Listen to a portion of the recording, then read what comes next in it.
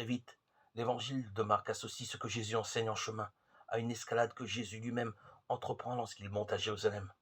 Pour réaliser la jonction, il superpose à nouveau l'histoire de Jésus à l'histoire de Moïse. Le texte situe l'événement 6 jours après. Marc 9, 2. 6 jours après quoi?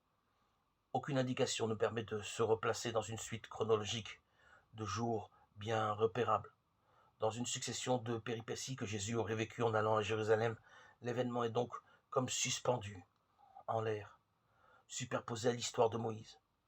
Il devient, en revanche, important pour la dynamique que Jésus lui-même vit lorsqu'il est en chemin. Jésus prend avec lui Pierre, Jacques et Jean. Il les fait monter sur une haute montagne, à part, seul. Marc 9, 2. Tous les éléments de la phrase comptent, en particulier le dernier qui évoque une mise à l'écart. C'est lui qui accroche le chemin de Jésus à l'histoire de Moïse.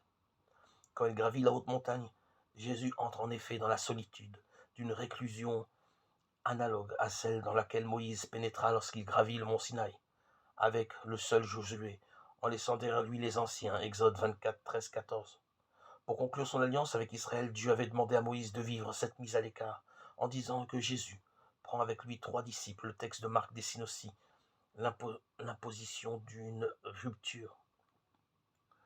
Et sur la montagne, il est métamorphosé devant eux. Marc 9, 2c. Quand les évangiles de Luc et de Matthieu racontent, ils décrivent alors ce qui arrive à Jésus. L'aspect de sa face devient autre. Luc 9, 29. Sa face resplendit comme le soleil. Matthieu 17, 2.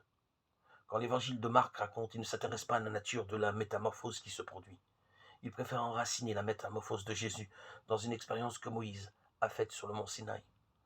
Moïse demeura alors 6 jours sur la montagne couvert par la nuée. Or, 6 jours après, dit seulement la traduction grecque du livre de l'Exode, Exode 24, 16, Moïse fut introduit dans la nuée et partagea l'intimité de Dieu durant 40 jours et 40 nuits.